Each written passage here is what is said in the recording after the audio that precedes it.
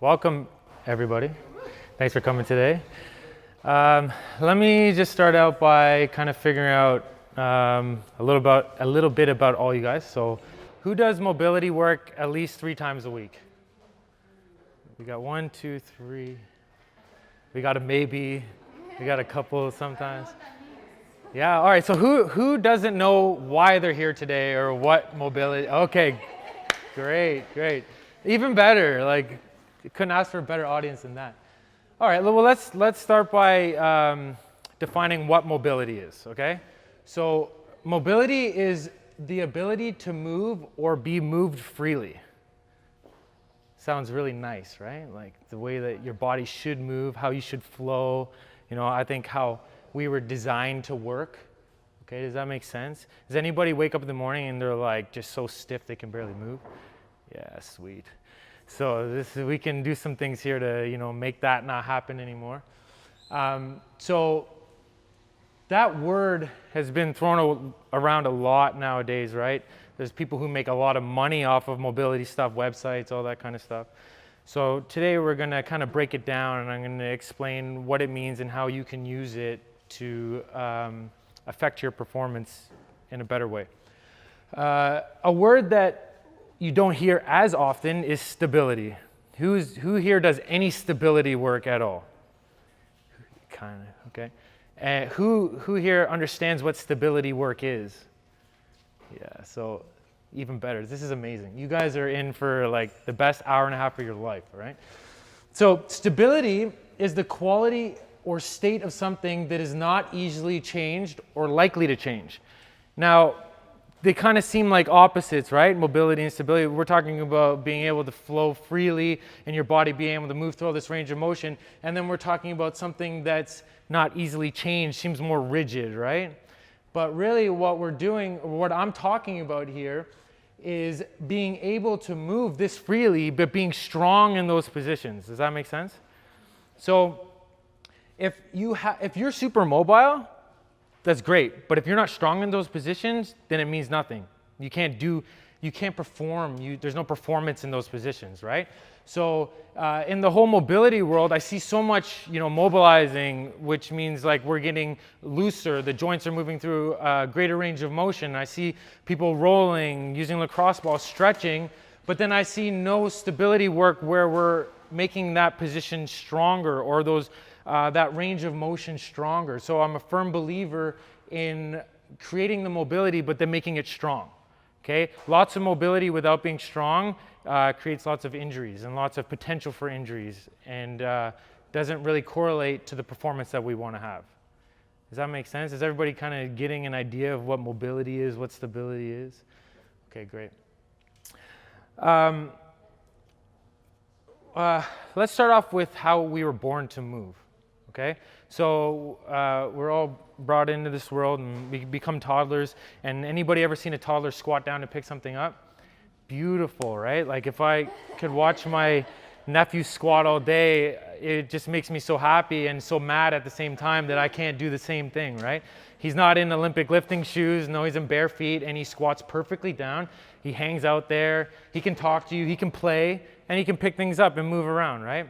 So sometime between you're a toddler and when you become an adult, something really messed up happens, okay? Somewhere in transition, we lost that ability to move properly and to be strong in that movement, right? And my personal belief is that all of a sudden you're in kindergarten, and what are they going to do? They're going to shove you in a desk. They're going to put you in this position for 8 hours a day, and you're never going to sit down in that squat again, right? Maybe sometime in high school you decide that you're way too scrawny and you need to be jacked and you decide you're going to squat again. But how many years have gone into this position? We sit there, we're bored, we're slouched over, we're not even sitting in a proper posture, never mind sitting through a full range of motion again. So years have built up where your body becomes super jacked up, as I'd like to say, where you just don't move properly, right? Now there's those lucky kids who did gymnastics their whole life and every day after school for hours, they're being moved through those range of motions or stretched through those range of motions, and then those kids show up to CrossFit class and they kill everybody. But that's typically not most of us, right? So I'm going to talk about today how we can get back some of that mobility, how we can make it strong, and how that can correlate to your performance in the gym and keeping you healthy in the long term. Okay? Does that make sense? Everybody's cool with that? Awesome. Let me talk about my personal experience and where my background comes from and why I'm here today. So I spent years in this stance. Okay? That means my upper back was rounded, my calves were super jacked up because all I did was skip. Years of Muay Thai and boxing created a really bad posture for me. Now, when that whole world changed for me and I couldn't compete there and I couldn't do those things anymore, that's when I found CrossFit, and that's where I met my wife, Rachel. So I thought, great. Mobility and stability. Yes, yeah, yes. So, I come into the CrossFit gym and I see all the cool things they do, and these people compete in working out. Nobody's gonna punch me in the face anymore. This is great.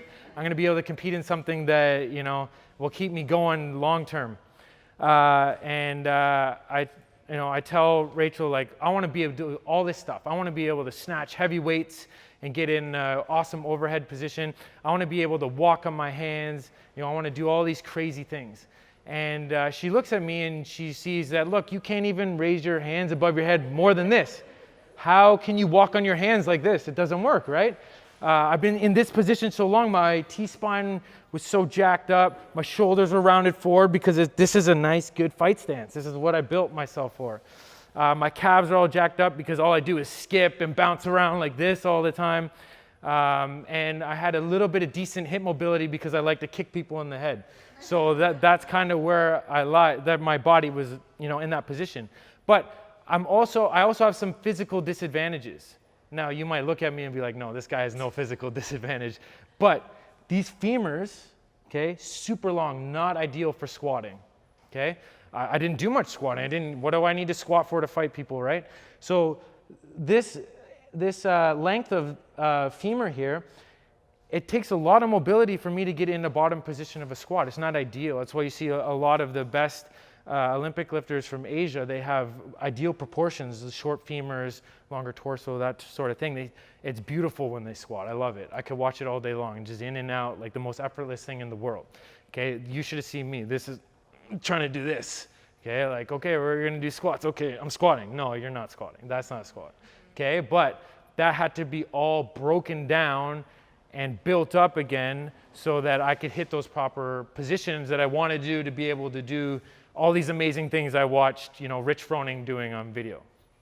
Now, that took me through a 5-year journey to lead to where I am today, and a lot of mistakes and a lot of injuries in the process, because I figured, well, I can't get in that range of motion. I'm gonna, do all the mobility work in the world. I'm gonna do it every day. That's my type of personality. Okay, if I'm gonna do something, I'm gonna do it every day. I'm gonna do it as best as I can, and nobody's gonna outwork me. That's the only way I got good at anything. I was never really much of a natural talent. It was more like I'll work. I'll get up earlier, I'll go to bed later, I'll run more than you, I'll da-da-da. And that's great when you're 18 years old all day long. Okay, 3 workouts a day, go to work, finish school, it's all good. 26, 27, 28, oh my goodness, everything hurts all the time, right? So it was a 5 years of me, getting more mobility, injuring myself, okay? I remember the first time I competed, it was like an in-house CrossFit competition, and there was a snatch ladder. And I snatched 225 on that ladder, which at that time, and amongst the people, it was huge, okay? But I destroyed my hip doing it. It was in a position I had no business being in because the weight drove me down the bottom. I wheeled it up with everything I had. I had built no strength or stability in that overhead position, and I had a hip injury for a year and a half. How bad I destroyed it. But I snatched 225, right? It was like going around the gym like, oh, who's this guy Dan? He snatched 225, blah, blah, blah. So it was great. But no, like that injury took me out of the game, and a lot of time and energy spent into something that now I'm gonna have to rebuild again. And this happened with my shoulders. I would get more range of motion, and then I would push myself too far, and then I would hurt my shoulders. And snatch again, hurt my hip again. It's like, whoa, what am I doing so wrong? How do I keep injuring myself? I'm doing all the mobility work I can. I'm working out every day. I'm eating properly. I do everything and anything, and I'm still getting injuries, right? So I think today I can show you what I've taken in 5 years experience, and we can put that down, and we can really make some big changes in a year of really putting in some time and effort into specific things, so you don't have to go through all the stuff that I went through. But the reason why I was injuring myself in those positions was I wasn't strong in those positions. I had no stability in those positions. I had an athletic gift where I was a pretty athletic guy. I did played a lot of sports, did it at a high level. So I willed my way through things that I shouldn't have. Now, if I had spent time building up that overhead position, that snatch would have been a joke. I would have came out of it. I won that competition. I would have won it, but I wouldn't have been injured for a year and a half. And I would have continued to make progress instead of backpedaling and trying to figure out what was wrong, right? So I'm going to show you my style of mobility and stability work that's allowed me to get where I am today. Cool? All right, so we're gonna first start about talking about warm-up versus cool-down, and the difference in what I think should happen in a warm-up versus a cool-down. Okay, so we have two types of stretching. We have static stretching and dynamic stretching. Okay, static stretching is holding a muscle in a stretched position for a longer period of time, 30 seconds, 1 minute, 2 minutes, okay, to create change. We have dynamic stretching, which is taking that range of motion, going through it and out of it in a couple seconds or so, okay? So if, for instance, I could hold this stretch, I'm gonna hold, that's static stretching, okay? I could also just go into the motion, out of the motion, and keep alternating just to get the muscle priming. That's dynamic stretching, okay? I prefer a dynamic model for before workouts and a static stretch after workouts, okay? When we static stretch, we are creating little micro tears, which is not necessarily a bad thing if it's not an injury, but it can make you weaker for your lifts during a workout. That's why I don't do it beforehand. Now, there are instances where it can work when you're super, super tight, and the only way that is gonna loosen up is by going through some light stretching beforehand. But typically I do a dynamic version of the stretch before, and then I do the static version after, because there's so much blood flow going on already. The muscles are primed to be able to do something like that. And it's a good way to cool down and get your nervous system relaxing and building that cool down into your workout. Now, I see people are becoming way better at their warm-ups, but I still don't see a lot of people cool down properly. So my workout has a warm-up workout and a cool down always. Okay, so those are the two types of stretching. Anybody have any questions about those types of stretching, or why you would apply it in where I said? Okay, if you have any questions, just let me know. The second thing is that I like to use a lot of is SMFR, so self-myofascial release. Okay, long word. All it is your foam rolling or your lacrosse ball, or some people use barbells. I've seen barbaric ways of doing SMFR, but it is getting your self-releasing your myofascial, okay? So things get tight, and the same reason why you would see an athletic therapist or massage therapist is they're gonna work those muscles out for you, get in there, make them relax, release. Well, we can do the same thing with the foam roller or lacrosse ball. We find those spots that are tight, we get in there, we get that muscle to relax, release, and then the muscle has a way better chance of lengthening out and being able to go through a proper range of motion. Okay? Yes? Is that before a workout or after, or both? Just about to say. Oh, sorry. Yeah, no problem. So I do it before and after. Okay?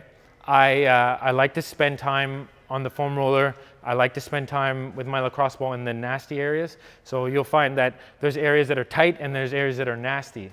So lacrosse ball comes out for the nasties, those knots, stuff like that. You get in there, you massage it out. Usually you can feel the muscle relax, chill out. You spend some time in there. If it's really bad, you might need somebody's elbow or a little time with a therapist. But typically I can get pretty much anything in my body to chill out and be in the prime position to work out, get ready to go, okay? I use it I also use it afterwards as before I stretch. So when we stretch, imagine a rope, right? You have a rope, you tie a knot in that rope, you try to stretch, pretend the rope's your muscle, you try to stretch that rope out, you just make that knot tighter, right? We're making it tight. If we can use a foam roller or lacrosse ball to get rid of that muscle and then stretch it out, you're gonna get a lot longer of a muscle, a lot less tension, those kind of things. So I like to make sure that, you know, I get the muscle to relax and then I can stretch it out. I can get it through a greater range of motion and get better results with it. Does that make sense? Analogy? Dan, quick one. Yes. Before you do any mobility work, should you warm up first, like Yeah. cardio? Yes, perfect. So we're gonna talk about mobility specific sessions in a second, and then I'll go through my sequencing. Yeah. And then now people are like, oh, how long do you spend doing these things? You know, it's a lot of time and effort, and for sure, nothing is gonna make a change without a little bit of time and effort. I spend a lot of time, but I'm like a little bit crazy. I don't think you need to spend as much time as I do, okay? 15 minutes before, 15 minutes after, a half an hour of your time will go a long, long way, okay? I live in the gym, it's a little bit different. I have time. You know, I will block, literally you can look at my schedule, be like client, class, mobility for an hour. Okay, it's in my schedule. But that's how my brain works, that's how my body likes to work, and that's how I make sure it gets done. It's in my schedule. Okay, so if you're coming to the gym, come 15 minutes early, spend 15 minutes a little bit later, and then just get the work in. All right, I'm gonna show you how I like to do that in a bit.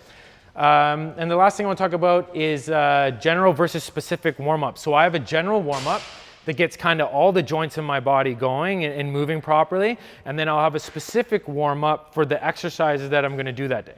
Okay? So general warm-up is getting me moving. Specific warm-up is making sure that if I'm overhead squatting, that position is ready to go that day.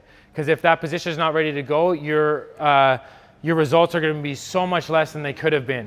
When you could have been having a PR, you're going to be at an 80% and wonder why. Well, maybe your body just doesn't want to be there at that moment. So you need to open up in those positions and make sure that you're good and you're ready to go for whatever exercises you're doing. It's also priming your nervous system, priming your mind, getting you ready to do something. There's a big correlation between that and hitting PRs and doing those types of things, right? All right. Any questions on that? Warm-ups, cool-downs, how you would apply. Okay, good. So I call this MSS, Mobility Specific Sessions. I do these once or twice a week where I kind of rip apart everything. I get into everything. I go from the bottom up, ankles, all the muscles, hips, knees, shoulders, T-spine. I make sure everything's kind of working properly. I do this on either an off day when I'm not working out at all or an active recovery day where I'm just going lightly on the bike or rower, those type of things. Okay, it takes a little bit more out of your body than your typical warm-up or cool-down, but this hour to hour and a half that you spend in your workout time doing this, man, it pays off in big dividends. And you'll feel like, I do it on Thursdays, so on Fridays is always a big workout for me, and I always feel like I'm ready to go, like my body's open, I'm good to go, you know? So in these mobility specific sessions, I do general work, which means what I just talked about, my whole body, and I also target specific problem areas. Okay, so if you have super tight hips, you're gonna hit it harder that day. If you've been working on having a better overhead position through your T-spine, you're gonna really crack down on that day. You spend a little more time getting in those areas, do a couple of extra stretches, making sure that those areas are really hit on a weekly basis at the very least. Okay, your problem areas are typically what are gonna give you your injuries, and injuries are crazy. They can show up in so many weird ways. A tight T-spine and not opening up properly and sitting properly in your overhead position could turn out to be a hip injury. Because you're not sitting in the right position, you're compensating in some type of way. So your body's amazing and it's so smart. It's gonna make it happen, okay? Your body is always trying to make whatever your mind is thinking happen, but it might do it by compensating through the wrong way because of something else not firing properly, something else not open properly. You get what I'm going with that? So I make sure I hit those specific problem areas a little bit harder that day. We're gonna touch down on injuries really quickly. So I'm not a doctor. You got that on video. I'm not a doctor, okay? If you have an injury, you go see a physiotherapist, athletic therapist, somebody who is gonna be able to help you out on that level. I do not recommend doing mobility work, stretching, all that kind of stuff through an injured area. Not smart. You already have some type of micro tearing going on there, and to a greater level than there should be. And all you're gonna do by getting a lacrosse ball deep in that area is create more micro tear. By stretching through that area, you're creating more micro tears. You could just make the injury worse, okay? So if you have an injury, make an appointment with a physio, an athletic therapist, an osteopath, whoever your dude is or your gal, call them up. I got like 4 or 5 of them on speed dial at all times, okay? Like, dude, this is wrong today. Like, let's get into this. Let's figure this out, okay? My job here is not to be able to fix your injuries. That's somebody else's. My job is to help you to be able to function properly and try to avoid these type of injuries, okay? Does that make sense? Go find somebody who's good at that stuff, okay?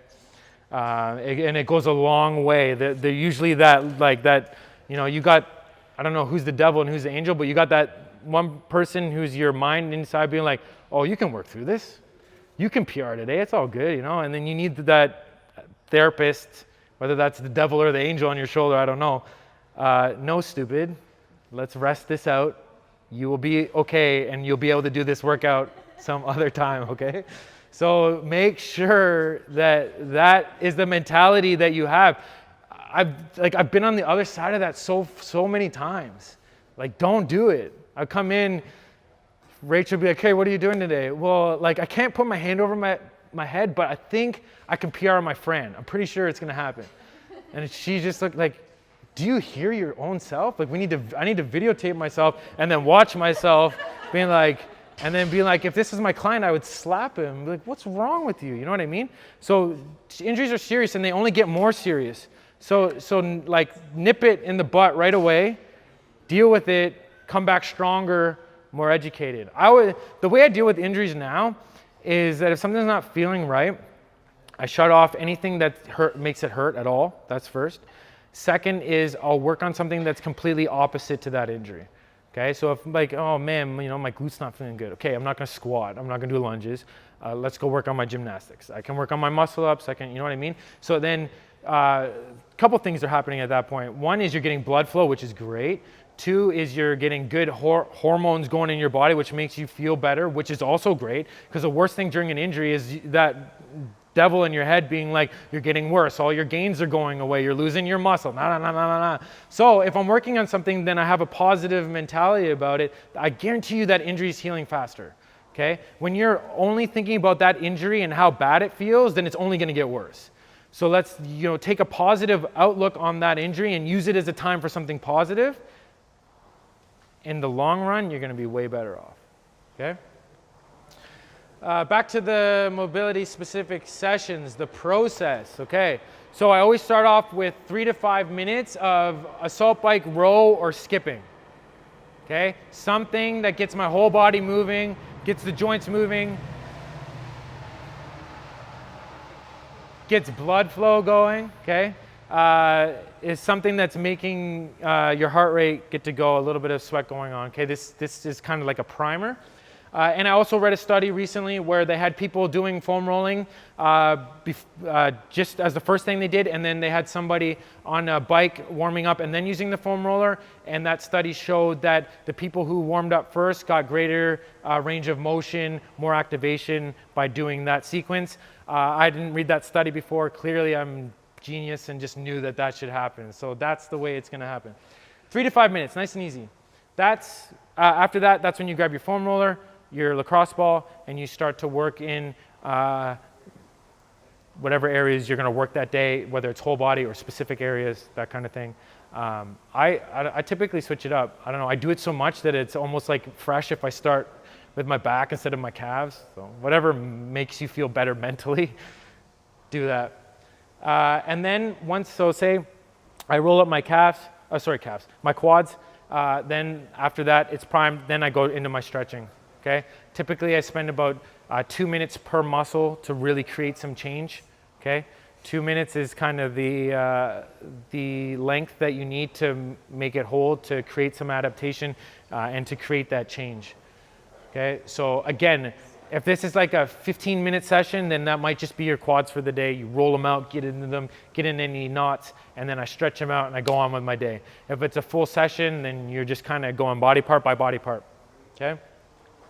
And then the last piece of that is stabilization. So if I want to work on my overhead squat and I open up my T-spine, my chest, I make sure everything's moving properly. Then what I'll do is I'll take depending how strong you are, but you start with a PVC pipe, get in that overhead squat position, sit down in there, get comfortable in there, set your shoulder blades properly, make sure that, you know, if you have a friend or a coach watching, make sure that your pelvis is not winking under, your butt is not winking under, so because that could mean that your hips are too tight.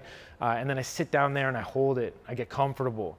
Okay, if you want to be comfortable in a position with heavy weight, you should be comfortable there with a PVC pipe. So you should be able to just hang out.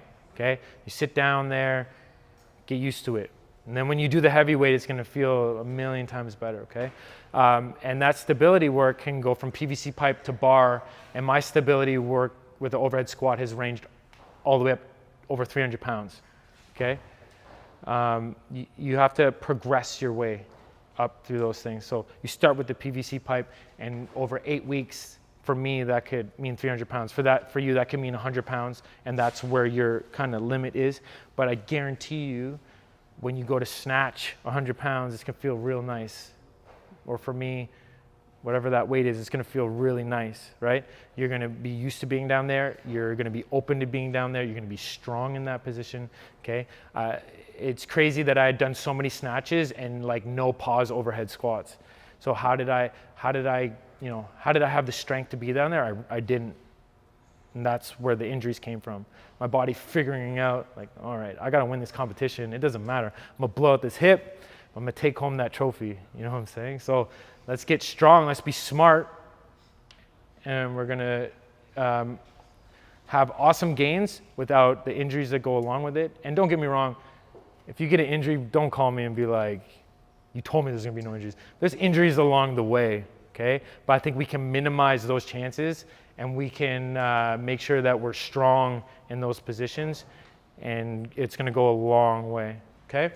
So any questions about that?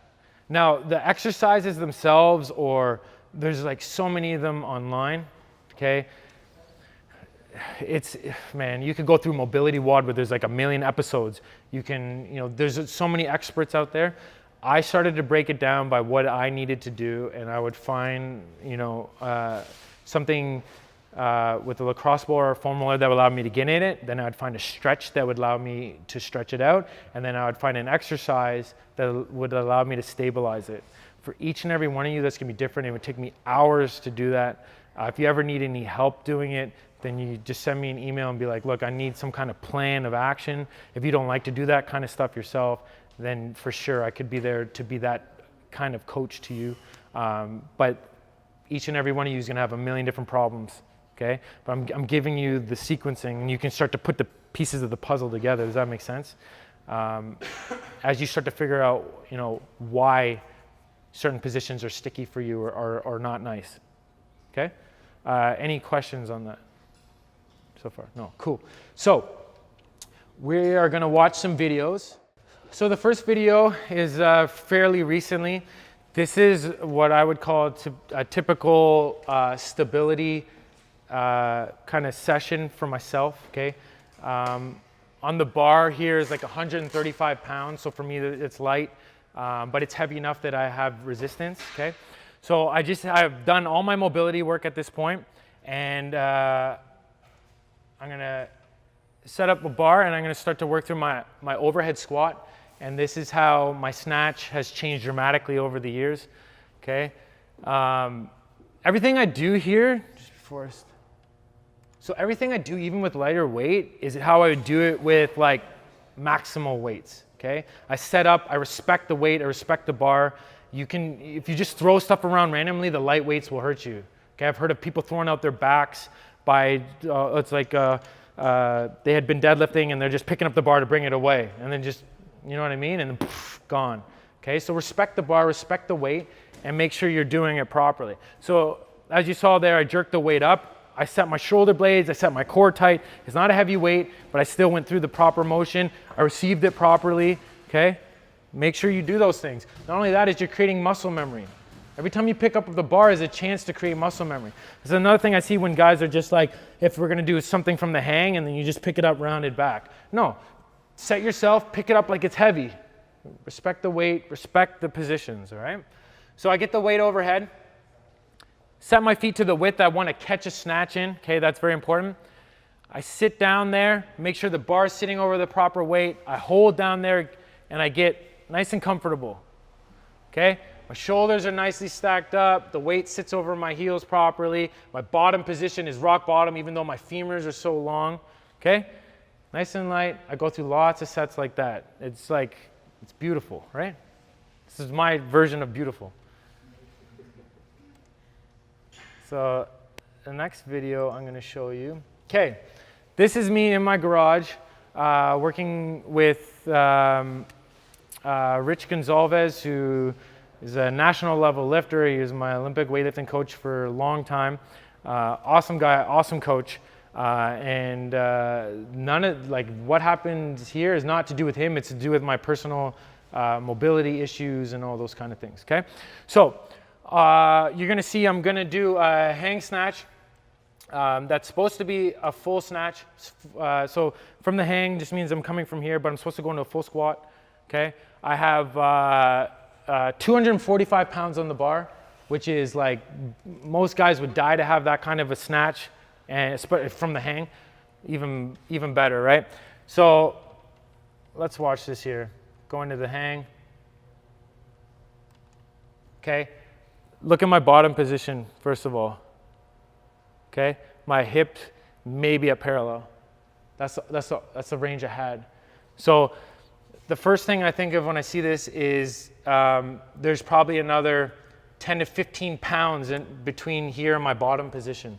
Okay, just being able to receive the bar lower, okay? Second thing I see is T-spine not great, hips even worse, ankles not so great. I have lifting shoes on that I took to a shoe doctor who put more lift on my weightlifting shoes, okay? That's how ridiculous it was. Bad, right? So I got lots of ankle from my shoe, okay? The higher this is, the more ankle range you have, okay? Now let's see how this gets worse. Uh-oh, now I'm starting to compensate. Look what happened here, okay? Your upper body, my torso should be on a vertical. I compensate through the shoulders. Look how much weight is just sitting over my shoulders and my knees. Look, I got rock tape on my knee. I wonder why. I didn't know at the time, but look where I'm catching these bars, right? Look how much stress is through my body at that point. That's a lot of weight, man. Like, it's nuts. The fact that I pull this off is like even crazier. Look where that bar sits. How do you save 245 pounds? This is brutal. So bad. 245 pounds. Stress through my shoulders, on my knees, nothing over where it should be, right? Oh my goodness. But look how happy this guy is. Isn't that ridiculous? He's so happy. What an idiot. Okay? That was like so brutal. It's an amazing feat of strength, okay? I'll give that guy that, maybe. But I got rock tape on, elbow sleeves on because my elbows hurt. Who knows, man? If you just took the clothes off, it might be all rock tape under there, okay? So don't do that. Don't be that guy. That's injuries all over it, okay? let's fast forward. All right, this is 2.5 years later. That was 245 pounds. This is 270 pounds from the ground, okay? Let's watch this happen. This is a slow-mo so you can see just how beautiful it is.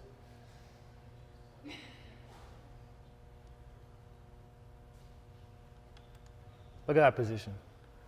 Look at that upper, look at where my body sits. Look where my hips are. Look how close to the ground that is. That's more weight. Awesome position. I got on a flight the next day to Italy. I had no pain, which is even better. And that's, you know, one hell of a snatch. 270 pounds is a big weight. But this is not possible without this position. Okay, my shoulders are very happy here. Bar sitting under my, through my hips, through my heel. Okay, there's no rock tape on this dude. Okay, there's no injuries. I can even listen to my favorite music while I do it. So that's a relaxed, nice, beautiful position right there. Okay, and that's years of putting in the time, not only in the mobility work, but the stability side of it. Okay, so this was on the Friday. This was the Monday. Okay, on the Monday, I was preparing myself for this lift. So I was doing my stability work. I was getting my mind and my body ready to lift that weight. So this is 280 pounds, about 10 pounds heavier than I did. I made one little mistake in this video, but I'll explain that afterwards. So 280 pounds, jerk it up. Sit down, hold, nice and tight, drive back up. Okay, I'm getting my body ready. Let's handle this weight, ready to go. The only thing I did wrong there, and the reason why I couldn't get a little bit deeper into this squat, is when I jerked it, I set my feet out too wide. Okay, so that wider foot position doesn't allow me to sit as deep into my hips as the narrow one. One little mistake, probably about 3 inches worth of depth. Okay, the bar sits really well. My shoulders are really happy. My hips just don't like the wider position as much as the narrow position. And it's one little mistake like that I didn't make when I snatched that could have not made that snatch happen. So that's what we're talking here, you know, just little bits and pieces and putting it all together. But neurologically, physically, I was ready to handle that weight and I knew it. So I went into Friday knowing like, I'm gonna throw something big today. I feel good. All right. So that's the kind of theory, my story about what's happened. All right, guys, make sure you check out part 2 of this video series to get my favorite mobility and stability exercises and how I put them together.